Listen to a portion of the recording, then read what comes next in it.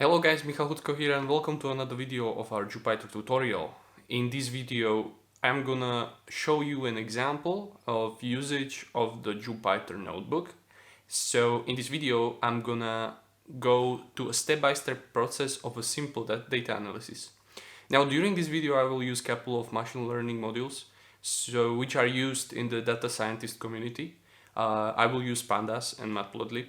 Now, this tutorial is not a tutorial to the pandas or to the matplotlib, so I will cover these topics in the future videos. So just feel free to just copy paste the commands or go through the commands and try to just understand how these things work.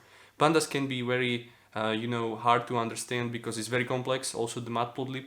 So just to let you know, the pandas is a library which allows you to work with the big data or with the some kind of data sources in the Python. So it transforms the data into objects which are called data frame.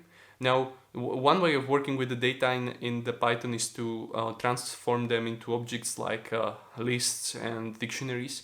But pandas creates data frames, and these objects are very easy to comprehend, very easy to manipulate. You can create, you can work with them in many different ways. They have a lot of built-in functions which help you to transform the data and work with the data in the data scientist way. Yeah, I will cover this topic later, so just feel free to go with me through this example. Okay, before we move on, let's jump right into the terminal. I'm on my macOS terminal. Feel free to reproduce all these steps in the Windows terminal. The way how it works is exactly the same. So you are in the virtual environment. Now I'm in the virtual environment called Jupyter, as you can see. When I put the which Python here, I get the path to my virtual environment Python. So as you can see, everything is okay. Now, in order to work with the pandas, you need to install the pandas. Yes, the pandas is the name of the library. So in order to install it, you just write the command pip install pandas. And after running this, you will see that the pandas has some dependencies like the Python, datutil, numpy, pyths, and 6. And as you can see, because I installed the pandas on another virtual environment, the way how the virtual environment does it is just it links it from the different virtual environment. In your case, I think you maybe don't install the pandas previously. It will take some time, about a minute or two. Just wait until the success is at the end and everything is okay. Now, you also need to install the matplotlib, which is a library dedicated for graphs. So the charts, if you want to plot a chart from your data, which is a quite common use case scenario in the data science way, in the data science world, you need the Python matplotlib's library module. Well, I'm a big fan of a Seaborn, which is a different library, which I will cover in the next video. I highly recommend watching all my videos in the future. So if you are into the charts, just follow along my tutorials and I will cover this stuff also. But let's talk about matplotlib. In order to install a matplotlib, you need to write command pip install matplotlib, press enter. Again, some dependencies will be searched for, link to your virtual environment, and everything will be ready to work. You can double check it with pip list, and as you can see, I will have here the matplotlib. So the matplotlib, currently I'm using the version 3.2.2, and also the pandas. A pandas version will be 1.0.5. Okay, now I have the dependencies installed. I can run the Jupyter lab. So Jupyter lab. As mentioned in the previous video, you can do this process also from the Jupyter lab by creating a terminal window and run the commands from the terminal window. So the way how to do it is just click here, open the terminal, again activate from here the virtual environment, because now you are not in the virtual environment and you can install the dependencies, right? Okay, so this was a simple way how to do it. Now let's create a new notebook. I have prepared the example for you, but we can go step by step through this. So I have a new notebook. Let's call it rename simple analysis. Yeah, you can use also the snake case. I prefer the camel case in case of Jupyter notebooks. So first things first, import pandas. Import pandas as pd. Yeah, this is a quite common shortcut for pandas. You can see it from anywhere. Now you can import matplotlib. Yeah, you can see the autofill or the type hint or the hints which you are used to from the Visual Studio Code are working here the same way. Just you need to press the tab. So that I need to import a submodule from matplotlib which is called the pyplot. So now I press tab and I gonna write pyplot, yes, splt. You will see this syntax everywhere. People are using pandas with the shortcut of pd and pyplot splt everywhere. So now, before we move on, the one thing we need to set up is that we need to enable in Jupyter Notebook to make an inline charts in the notebook. So we want to print immediately the chart.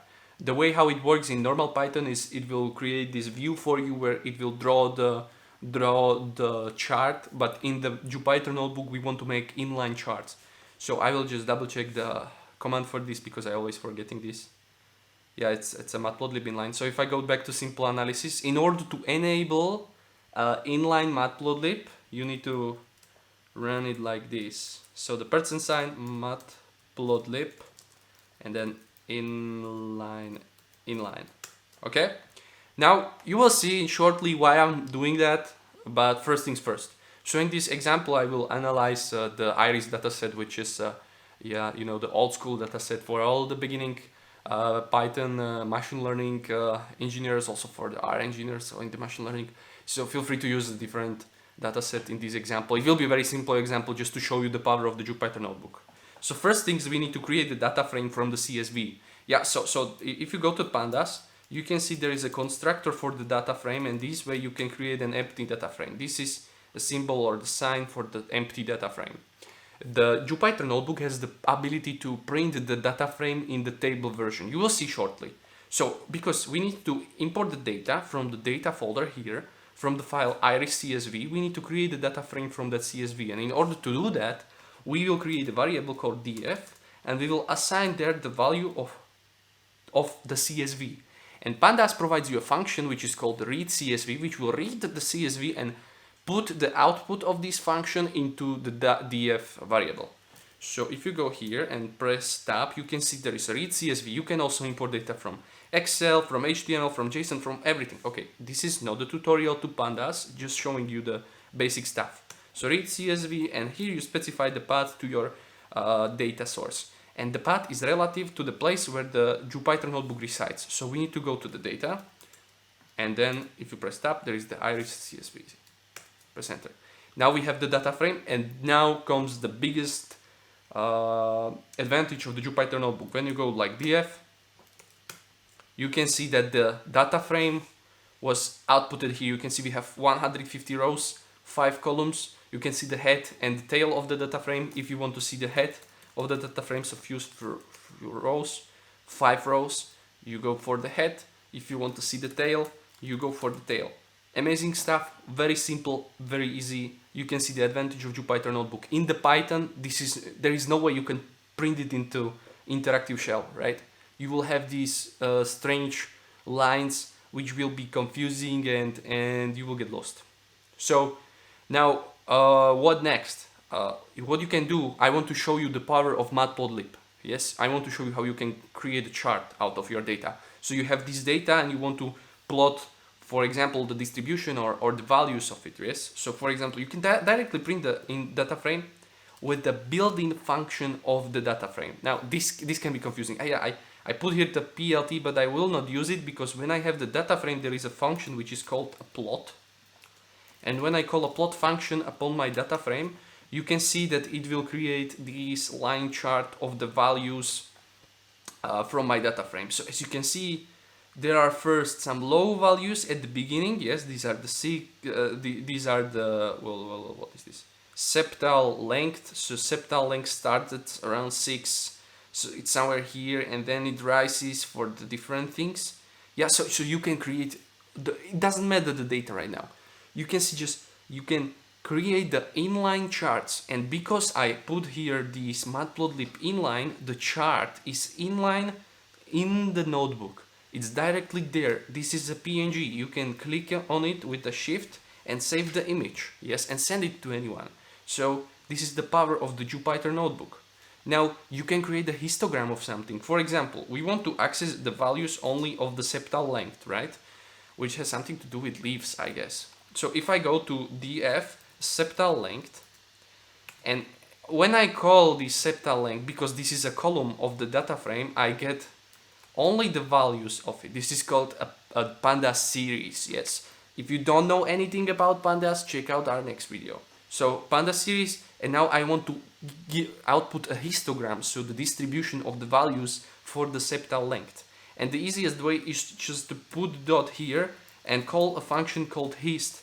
And if I run this, you can see this is the histogram, right? So you can see the values are all around 6. Now you want to have more bars in the histogram, you just go and add here the variable bins and add, for example, 50 bins. We want the histogram with 50 bins. And this is much more detailed histogram for the values of the septal length. As you can see, don't think about the functions that you don't know what they are doing. The only important thing is that you can see the power of the Jupyter notebook. Now you have this Jupyter notebook created, yes. For example, you have an assignment on your university, just draw the histograms of the values in the iris dataset, right? So you now can create a new cell, put it upon here, change it to markdown, and add here some very nice name. Assignment 1, and add here description. Yes, and you can add the description after each cell. Yes, so and then you can export the PDF, send it to someone, everything is ready, everything is perfect. Now, so this was some basic example of using the pandas and the matplotlib in the Jupyter notebook. As you can see, the power of the Jupyter notebook is big, and I just showed a small piece of the big iceberg which is waiting for you to learn. And you can then use the whole potential of the notebook in your projects or in your company if you are working with the big data. Jupyter notebook is good for working with data sources like CSV files, Excel files. It's much faster and it has much more functionality than the basic Excel functions. So I highly recommend using this instead of the Excel. And it's also very cool, like it's getting popular. Jupyter Lab is brand new feature, is about a year old, so feel free to learn it. I hope I helped you a little bit, and my name is Michal Hucko, and I will see you in the next video.